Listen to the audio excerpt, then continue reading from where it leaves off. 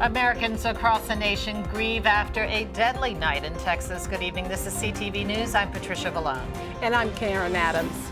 Investigators are now looking for answers into the ambush of police officers in Dallas, Texas that left 5 dead and 7 others injured last night.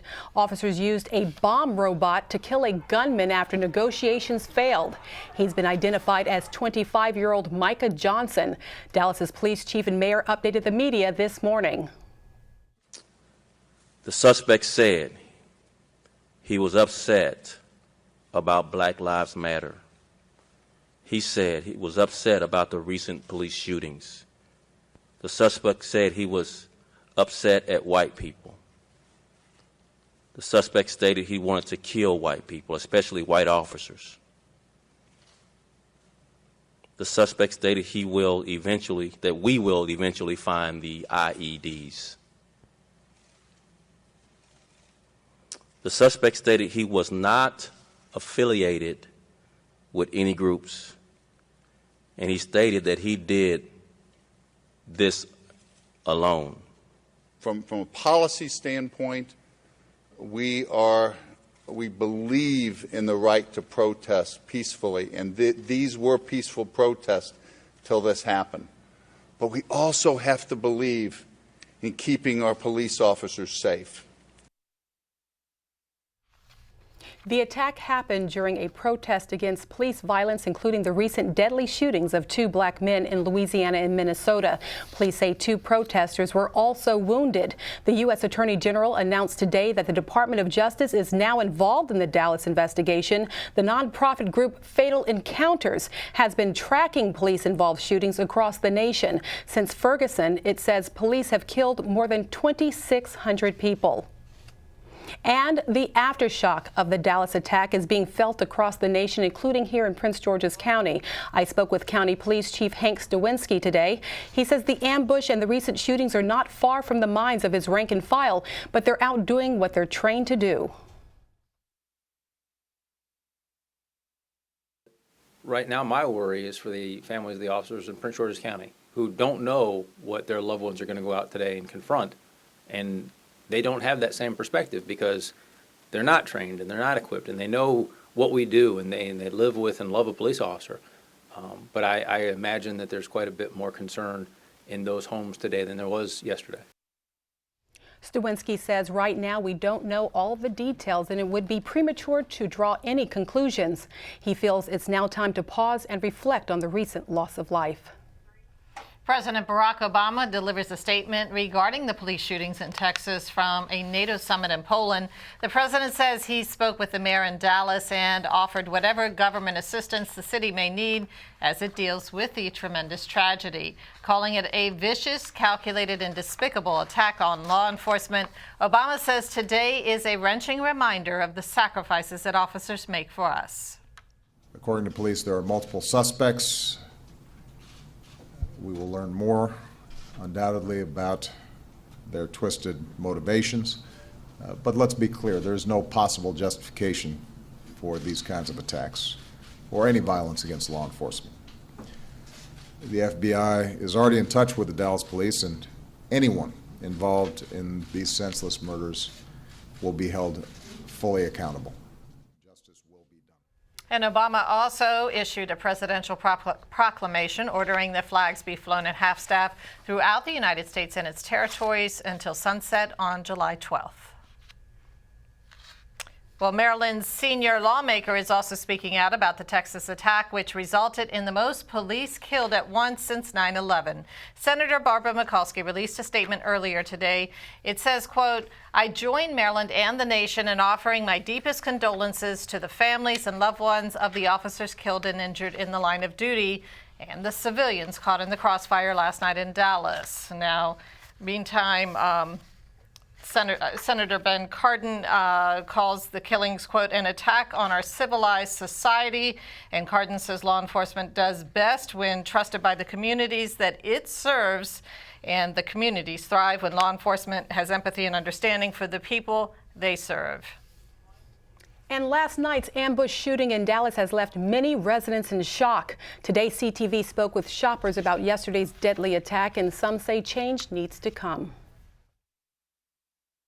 I just think that it's a sad situation completely. I feel sorry for the families on both sides, but I believe that something really needs to be done to control the guns, the police, and, you know, just the overall cause of everything that's going on. It's sad. To tell you the truth, I think that if we're worried about ISIS taking us out from the inside, I think we need to look at our own people, everybody. You know, I think that was horrible. I think the shootings in Louisiana and Minnesota, were horrible. Life is too valuable to go through all this, and it makes you want to cry. Now joining us to talk more about the events in Dallas last night is attorney June White-Dillard. She is the former president of the Prince George's County NAACP, and welcome back. We've been here many times to talk about similar issues. This one is horribly tragic on so many different levels here. So tell us how you learned about this most recent incident. Well, the most recent incident in Dallas, my daughter came home and got me out of bed at 11:30 last night and says, "Mom, you have got to come and see what's going on in Dallas, Texas." I heard it on the way home from work. And the first thing you can think of, here are law enforcement officers doing their job, trying to protect us, and people with assault-type weapons are shooting at them from an elevated position and shooting into not only the public street below, where people, the public is, as well as the law enforcement office, like in execution style. The Congress has got to take a more active role and pass legislation to get some of these assault weapons off the street. We simply cannot let them continue to not do that because they think that's something that's going to favor the president at this time.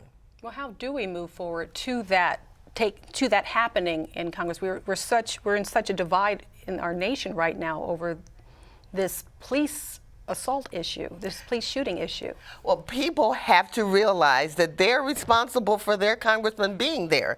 They elected those people, and they need to be responsive because there are public servants, and they need to inform their congressman, be it from whatever state they are, that this is not what we want to happen. We want legislation to pass.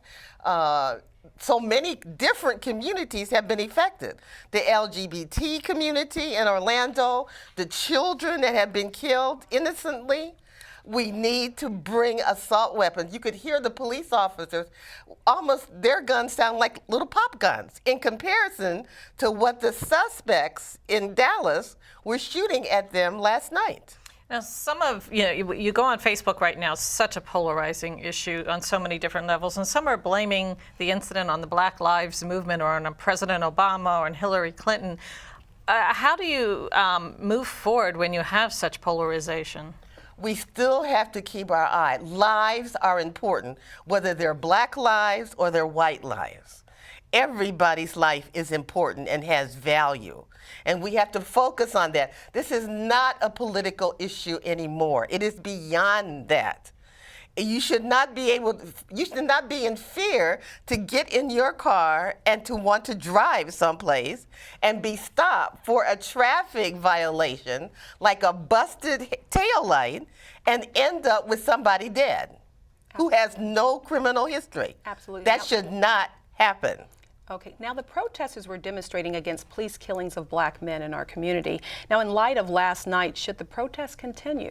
The protests must continue because African American men have been targeted, especially those that are 30 and under. But recently, the ages have exceeded 30, so obviously 30 and under is no longer a special target group.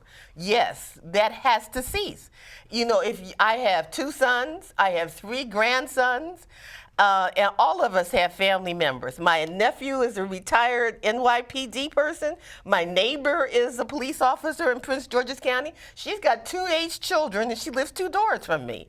So I am surrounded by the police, and all of them not wrongful and doing wrongful deeds. So we've got to be able to differentiate between those who are not following the law and how they handle people on the street and those who are. Which leads into my next question. How do you think these incidents this past week are going to impact policing here in America?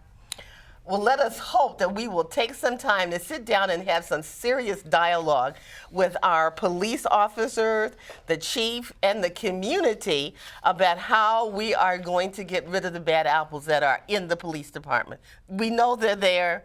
Some of them know they're there, and blue code has got to stop. All right. Well, Thank you June so White-Dillard, thank you so much for joining us again. You're welcome. Thank you. And you're watching CTV News. I'm Karen Adams. And I'm Patricia Vallone. Up